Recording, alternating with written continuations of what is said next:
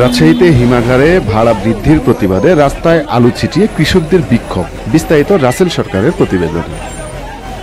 গত কয়েক বছর ধরে আলুর মৌসুম শেষ হতে না হতে দাম বেড়ে যায় কয়েক গুণ, অথচ মৌসুমকালে কেনার যেন কোনো মানুষই থাকে না। একে তো আলুর দাম কম, তার উপরে হিমাগারে ভাড়া বৃদ্ধি, এসব নিয়ে ফুঁসে উঠেছে রাজশাহী অঞ্চলের আলু চাষিরা। রাজশাহীতে হিমাগারে ভাড়া বৃদ্ধির প্রতিবাদে রাস্তায় আলু ছিটিয়ে বিক্ষোভ সমাবেশ করেছে মোহনপুর, তানোর ও পোবা উপজেলার আলু চাষিরা।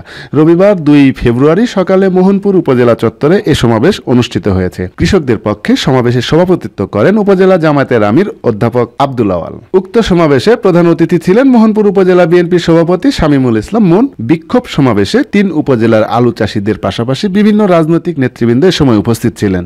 এছাড়া উপস্থিত ছিলেন মোহনপুর উপজেলা আলু চাষী সমিতির সভাপতি তোফায়েল আহমেদ, রাজশাহী আলু চাষী সমিতির কোষাধ্যক্ষ ও মোহনপুর আলু চাষী সমিতির সাধারণ সম্পাদক ইনুচ আলী, তানোর উপজেলা আলু চাষী সমিতির সভাপতি লুৎফর রহমান সহ অন্যান্য ব্যবসায়ীরা। উক্ত কৃষকদের সমাবেশে যোগ দেন মোহনপুর উপজেলা বিএনপির সাধারণ সম্পাদক মাহবুব আর রশিদ, সাংগঠনিক সম্পাদক বাচ্চুর রহমান, শামসুজ্জামান আক্তার শাহিন, সাবেক সিনিয়র যুগ্ম আহ্বায়ক জাকির হোসেন বকুল।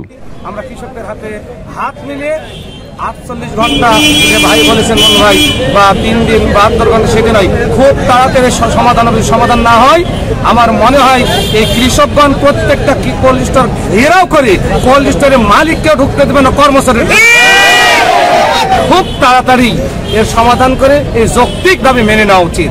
আমি প্রশাসনকে আহ্বান জানাবো, সুষ্ঠু একটা দেশ যেমন সামনের দিকে এগিয়ে যাচ্ছে, 5 আগস্টের মতো আর কোনো পুনরাবৃত্তি আমরা দেখতে চাই না। এই যারা এখানে কয়েকজন কোল্ড স্টোরের মালিক, তারা সুন্দর দেশকে না দেখে ওরা আবার অশুভ শক্তির স্বপ্ন দেখে আবার সিন্ডিকেট তৈরি করছে। আমরা সম্পূর্ণের বিরোধী। আমরা প্রত্যেকটা উপজেলা মনে করি রাজশাহীর। আমি একটা মানবাধিকার সংগঠনের কর্মী, আপনারা জানেন। আমি সেল্লার গোটা দেশের কেন্দ্রীয় সাংগঠনিক সম্পাদক। সেই হিসাবে মানবাধিকার সংগঠনও এই ব্যাপারে সোচ্চার হবে এবং চাষিদের পক্ষে থাকবে ইনশাআল্লাহ। তিনটে মিটিং হয়েছে, ইউনো সাহেবের সাথে মিটিং হয়েছে, ডিসি সাহেব স্টোর মালিকদের সাথে বসেছে, কিন্তু অশুভ শক্তি স্টোর মালিকদের স্বৈরতান্ত্রিক মদত কারণে এই আলোচনাটা আর দীর্ঘায়িত হচ্ছে না, এটা চাপায় থেকে যাচ্ছে। ওনারা মনে করেছে ভয় দেখিয়ে থানায় জিডি করে সন্ত্রাসী বানিয়ে তাদের খেয়াল খুশি মতো কাজ করবে, সেটা কিন্তু বাংলার কৃষক তথা আলু চাষের ভাইরা হতে দেবে না, যে হতে দেওয়া যায় না। আজকে একটি দুঃখের বিষয়, 5 আগস্ট দ্বিতীয়বারের মতো দেশ স্বাধীন হয়েছে, অথচ যে কৃষক ভাইরা এই দেশ গড়ার কাজে এগিয়ে আসছে এবং খাদ্যে আমরা স্বয়ংসম্পূর্ণতা অর্জন করার যে প্রচেষ্টা চালিয়ে যাচ্ছি, অথচ আজকে অত্যন্ত দুঃখের বিষয় যে আজকে আমাদের কৃষক ভাইরা আজকে রাস্তায় নেমে আন্দোলন করছে।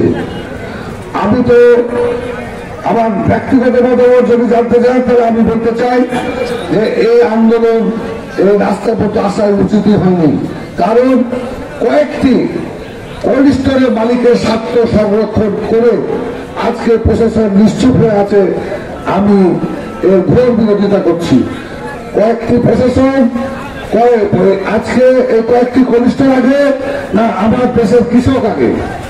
আমরা বড় বলে দিই, আজকে কৃষকের জন্য বিভিন্ন ট্রেন কম ভাড়ায় চালু করা হচ্ছে, যাতে কৃষকের কাছ থেকে সরাসরি পণ্য নিয়ে আমরা মানুষকে কম দামে দিতে পারি। অথচ এই কৃষক আজকে রাস্তাতে নেমে তারা আন্দোলন করছে, এটা আমাদের জন্য অত্যন্ত দুঃখজনক।